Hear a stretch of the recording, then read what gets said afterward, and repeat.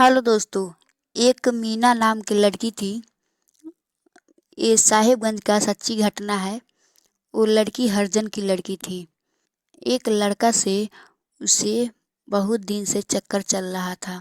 2-3 साल से कॉलेज आती थी जाती थी तो उसी के दौरान उसे प्यार हो गया था। तो दोस्तों, इसके आगे कहानी आप लोग सुनिएगा तो रोटे खड़े हो जाएंगे।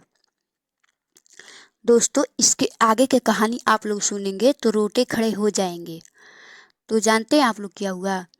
तो एक दिन इसी तरह से धीरे धीरे प्यार का झांसा देते गया, वो प्यार के जाल में फंसाते गया। तो इसी तरह से बुलाकर रात को वो लड़का उससे संबंध, अवैध संबंध बनाते गया। तो एक दिन जानते हैं क्या हुआ?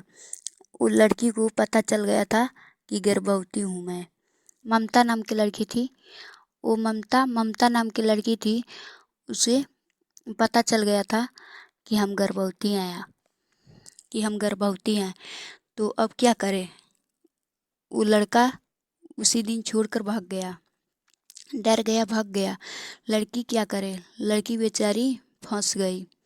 जब लड़की फंस गई तो अपने घर में बताई। तो उसके घर में कोई उस तरह से आदमी नहीं था कि मतलब उसे नष्ट करवा दे या कहीं अस्पताल में ले जाकर दिखाए। तो अंदर, कमरे के अंदर में घर के लोग छुपा दिए। लड़की को बाहर नहीं निकलने देते थे, सिर्फ घर में रखे रहते थे। गांव वालों को नज़र में नहीं पड़ती थी लड़की, ना ही आती थी किसी के नज़र में। तो धीरे धीरे 1-2 महीना, 3 महीना, 4 महीना इसी तरह से बीतते गया। पूरे 9 महीना तक बीत गया। पूरे 9 महीना तक बीत गया तो उसको बीमारी हुआ। जब बीमारी हुआ तो लेकर गए थे अस्पताल में। जब अस्पताल में गए थे तो वो लड़की का लड़का हुआ था। तो रात में बीमारी हुआ, राती में लड़का हुआ था। राती में अस्पताल से घर आए थे लोग। तो अस्पताल आते समय रास्ते में नदी पड़ता है तो ही नदी के आरी पास से तो आप लोग जानते हैं कितना झाड़ियाँ रहती है। नदी के आरी पास ही बहुत सारे झाड़ियाँ रहते हैं। उस झाड़ी में बच्चे दिए थे लोग। उस बच्चे को कपड़ा में लपेट कर फेंक दिया गया था।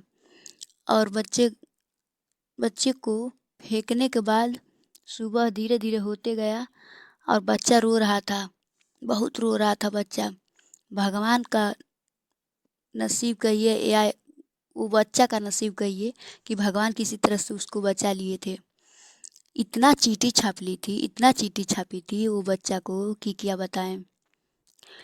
तो तेज तेज बच्चा अपने अवकाश से बाहर बच्चा रोता था, चिल्ला चिल्ला कर। धीरे धीरे लोग, एक लोग सुने, 2 लोग सुने, इसी तरह से धीरे धीरे पूरा गांव के लोग इकट्ठा हो गए। तब जाकर बच्चे को लोग लाए। बच्चा ये लड़का है, लड़का को रखा गया है यहाँ पर। उसी तरह से तब जानते हैं क्या हुआ? एक पति पत्नी थे। वो लोग का सिर्फ 6 बेटियां थी, बेटे नहीं हो रहे थे। सिर्फ 6 बेटियां थी, बेटे नहीं हो रहे थे।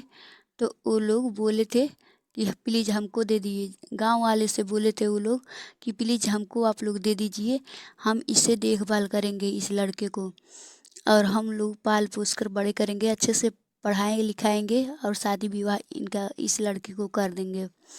आप लोग दे दीजिए, हमारे बच्चे नहीं हैं। तो गांव वाले सोच समझ कर वो पति पत्नी को, वो लड़का को दे दिए। तो पति पत्नी अपने घर लेकर आए।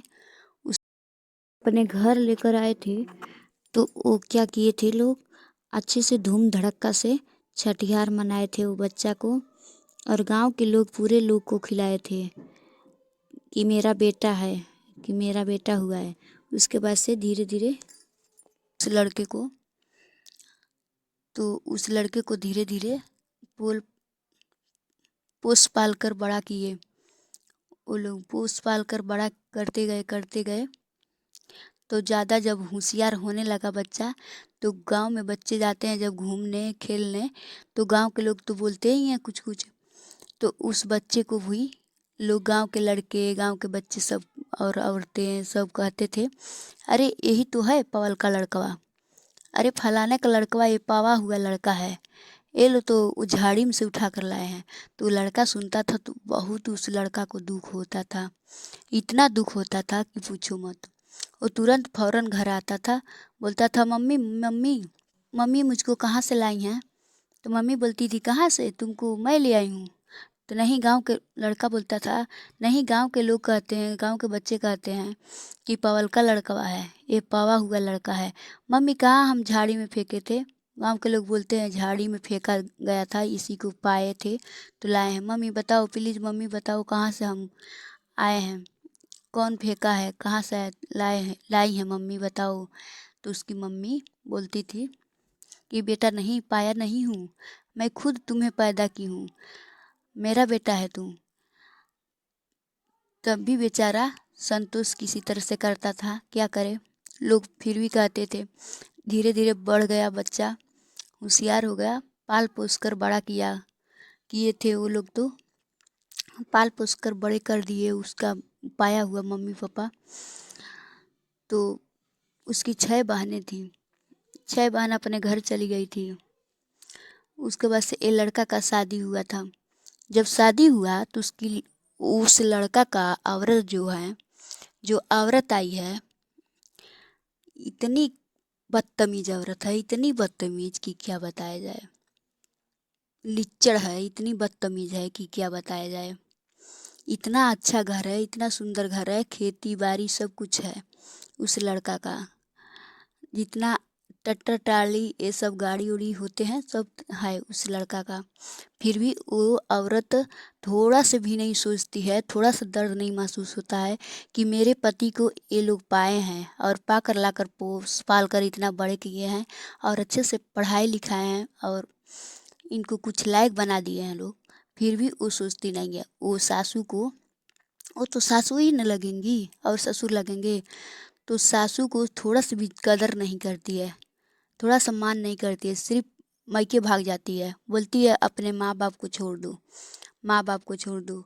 मगर बच्चा समझदार है, वो लड़का समझदार है, वो लड़का समझदार है, इसीलिए वो अपने माँ बाप को नहीं छोड़ता है। बोलता है कभी नहीं, मैं नहीं छोड़ूंगी। जिस माँ ने हमें जन्म जन्म तो नहीं दी, जिस माँ ने हमें पोस पाल कर इतना बड़ा की, पता नहीं कैसा बदनसीब मेरी माँ थी कि फेंक दी झाड़ी में, तो ये माँ हमारी बन कर उठा कर लाई, हमको पोस पाल कर इतना बड़ा की, तो मैं तुमको देखूं। उस माँ ने, अगर ये लड़का कहीं चला जाता है किसी रिश्तेदार के घर या कहीं और जगह, तो कितनाहू रात हुआ होता है, कितनाहू रात होता है, तो माँ दरवाजे के पास बैठ कर और उस लड़का का इंतज़ार करती है, खाना नहीं खाती है। तो वो लड़का जितना रात हो, 11 बजे 12 बजे, कितना ही भी रात होता है, जब भी जाता है लड़का तब भी वो माँ खाना खाती है। तो उस माँ के लिए आप ऐसी बोल रही हैं, अपने बीवी से बताता है, मैं अपने माँ को नहीं छोड़ूंगा, तुमको छोड़ दूंगा, अपने माँ को नहीं छोड़ूंगा। तो उसी के वजह से गुस्सा कर मायके चली गई थी। मायके जब चली गई थी तो मायके में उसकी, जब छोड़ दिया था लड़का तो उसका हालत ख़राब हो गया, उस वो लड़की औरत का जब हालत ख़राब हो गया तब तब जाकर आई थी। यहाँ तक कर दी थी कि केस भी कर दी थी उस लड़के के ऊपर कि अपने माँ बाप का देख रहा है, हमको नहीं देख रहा है, अपने माँ बाप को देख रहा है। तो बोला है हम ही तो हैं एक, ये थोड़ा ना है कि हमारा भाई है, इतना धन दौलत हमको मिला है और इतना कुछ मिला है, तो सिर्फ माँ बाप को खाना बना कर खिलाने में और सेवा करने में कितना क्या जाता है। तुम रहो यहीं पर और तुम देखो और दिखाओ और समझाओ। और उसी के दौरान दो बच्चियाँ हो जाती हैं, इसी झगड़े उगड़े में करते करते 2 बच्चियाँ हो जाती है, इतनी क्यूट क्यूट, इतनी सुंदर सुंदर कि क्या बताया जाए। तो थाना पुलिस सब कर देती है।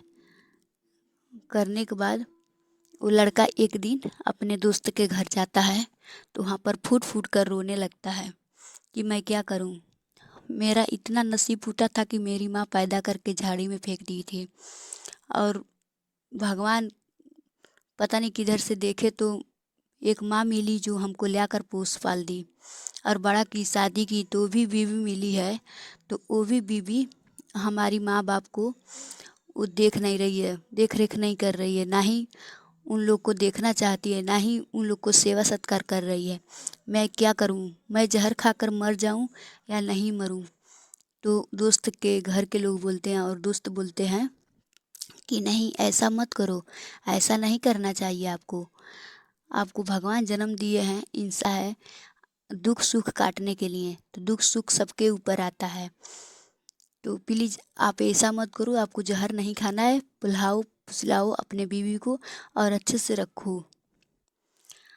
तब जाकर वो लड़का मानता है, अपने दोस्त के घर से जाता है घर पे। तो उसकी माँ उस दिन भी इतना होने के बावजूद भी वो माँ दरवाजे पर बैठकर अपने बच्चे का इंतज़ार करती थी। तो बोला, और अपने दोस्त के घर से खाना खा कर गया था बच्चा, लड़का।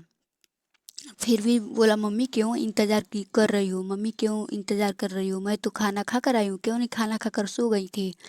तो मम्मी बोल रही है, कभी तुम्हारे बिना खाना खाया हूँ? कभी नहीं तुम्हारे बिना खाना खाया हूँ। तुम रहो हमारे आँख के सामने, तब मैं खाना खाऊंगी। कितना अच्छी वो माँ थी, और कितना गलत था, कितना बदतमीज वो माँ थी कि जो बच्चा को पैदा करके और झाड़ी में रख दी। आप लोग इस कहानी को सुनकर आप लोग का कमेंट में बताइएगा आप लोग का क्या राय है। और मेरा कहानी अच्छा लगा होगा तो चैनल को सब्सक्राइब कीजिएगा, साथ ही साथ लाइक कमेंट करना मत भूलिएगा।